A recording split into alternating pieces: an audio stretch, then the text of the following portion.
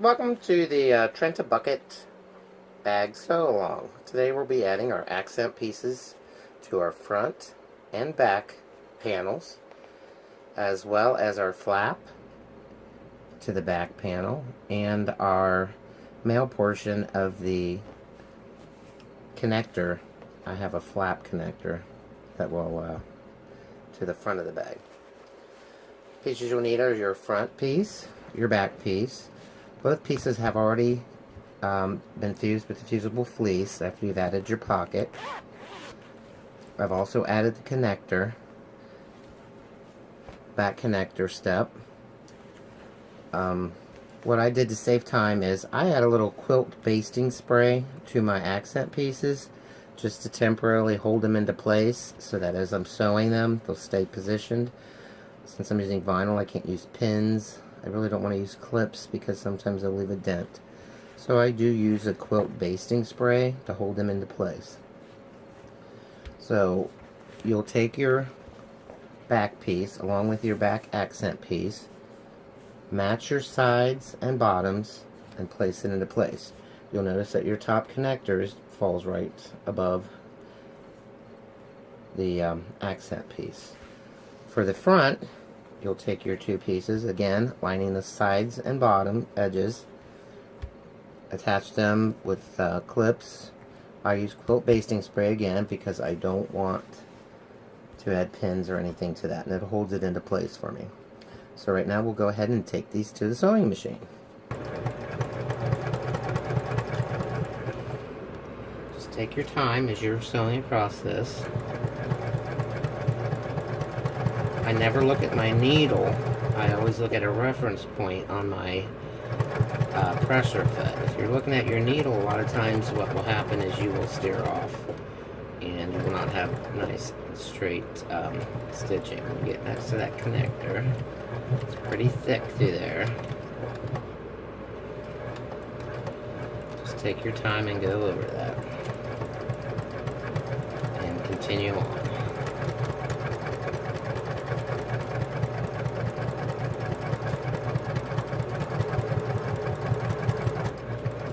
When you get to the end, go ahead and stop, pet it, and what you want to do is you want to base this into place all the way around, just to keep everything secure as you're stitching the panels together. So I will go ahead and get that done. Getting close to the edge. This will be hidden in the seam allowance, but it really helps to hold everything into place.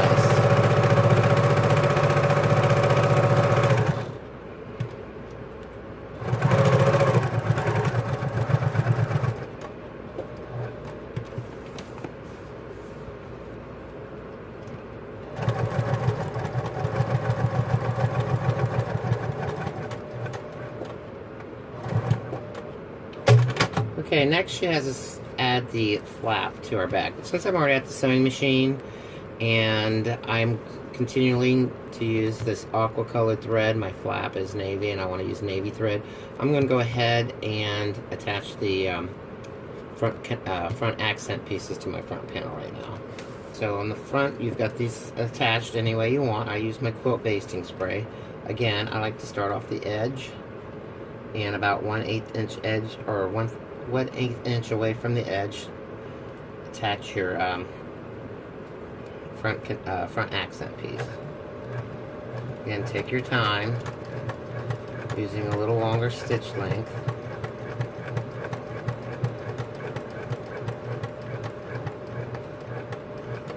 To get to those curves, just take your time. Slowly go around those.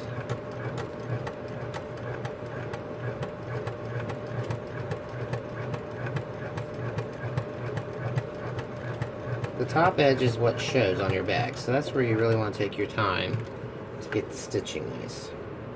And if you use the same color thread as your accent piece, your stitching, while it shows, will not be as noticeable if you do veer off. So always, if you're not comfortable with top stitching and you're just starting out, use a color thread that matches your accent piece. If you're really wanting to use a contrast, which I did on the original Trenta that I did, I had a gray accent piece and I used orange thread.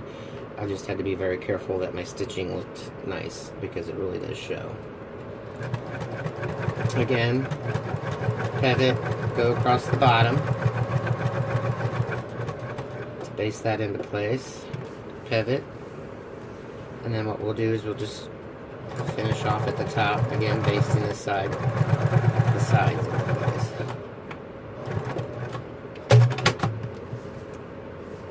So that one's on. You do the same exact thing for, got this one stitched in. You do the exact same thing for the other side.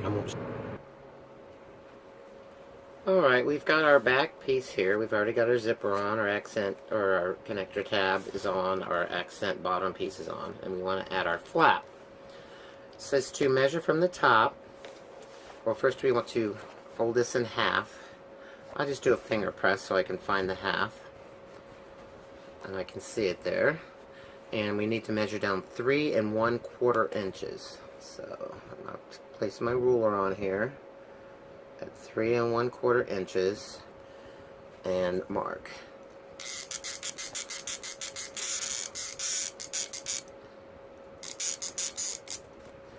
Alright, it's hard for you to see that line, but I can see it. Next, we'll take our finished flap that we had done previously, and we're going to place this centered along this mark, this center line with this center that you've pressed there, and place this into place.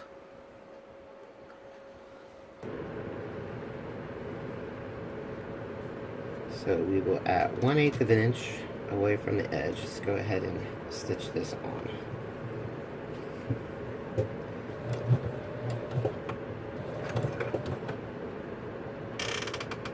I need to turn my stitch length down.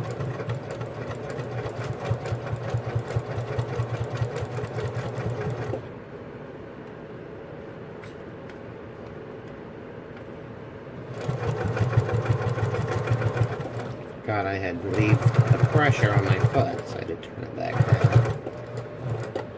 Go ahead and back stitch at the end. And there we are, about 1/8 of an inch. We'll take this back up to the pressing table, and then we'll press this up, and then we'll have to do another top stitch. So let's go ahead and do that. Our flap has been stitched on. A little loose thread here. Now what we need to do is fold this up and then press this into place, and then we're going to top stitch again.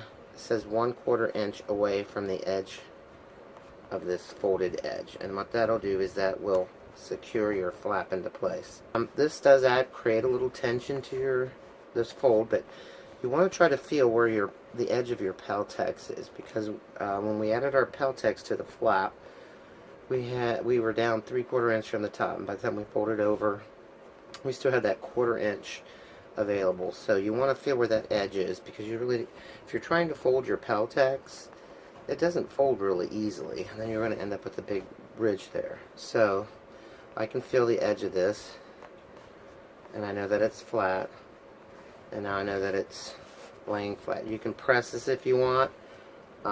Because I have vinyl here, I'm afraid that if I touch my vinyl I might melt it. So I'm finger pressing it really, really well. Really pressing it down. Alright, so we've got that part done. Now we just need to go to our machine, top stitch this edge, the folded edge, 1/4 inch away. Machine, I have positioned my pressure foot, the edge of the flap, at about 1/4 of an inch away from that folded edge. And now what we'll do is we will stitch this into place.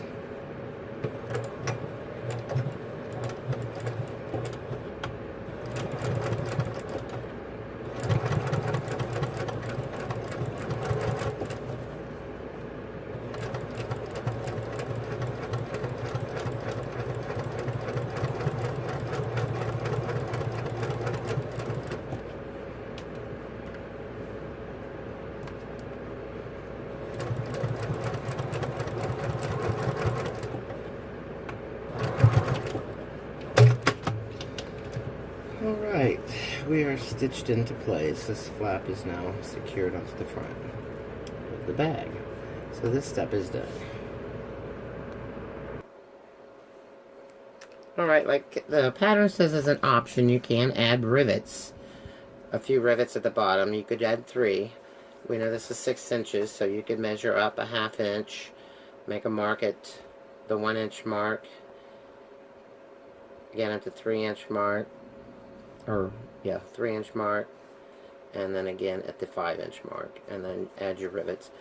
I'm not going to add my rivets at this time. I like to add them after I've got the interior done. That helps to hold my lining there. Plus, as I'm adding the lining, I like to be able to fold my flap back so it's not in the way. Sometimes if I add the rivets here, it makes it really stiff and it wants to lay up. But it's perfectly fine if you do it that way. I don't mind the rivets on the inside showing. If you don't want the rivets to show on the inside of your bag, I'll go ahead and add them now. But because I use double capped rivets, it doesn't show. I don't know if that's the proper way to do it. I've made several of them so far. I've not had one complaint from a customer saying I can see the rivets on the inside. So, do what you want with that part. Next thing we need to do is we need to take our our front panel that we've already added our accent pieces to. We're going out a step here because normally your next step would be to add this, but like I said, I had that change my thread color to top stitch the flap, and I wanted to go ahead and get this all done at one time. What you want to do is from the top edge in the center, fold this in half. It's got to be with about 3.5 inches from the top, so I only finger press the top edge. Measure down, I should say, from the top edge 3.5 inches. Find your center, which is right there, and draw a little line here. And then what you want to do is, I find my hardware, and I see where these little parts are. I normally would use just this, but this hardware here isn't quite centered because of the way the holes are. So if you put this in, you've got 1 extra on this side, or you go on this, you got 1 extra on this side. So I take this and I find my center that I just drew, and I mark where this is, and then I put a couple of little marks right where those fold over prongs are going to go. Alright, so we need to add the hardware. What I like to do is I take my X-Acto knife. You can use whatever method you want. Some people use a seam ripper for this, but my little X-Acto knife works fine. So I don't know if I can show this without. And I just, where those little marks were, I just insert my X-Acto knife right into those without going too far. You just want those big enough to accept the prongs.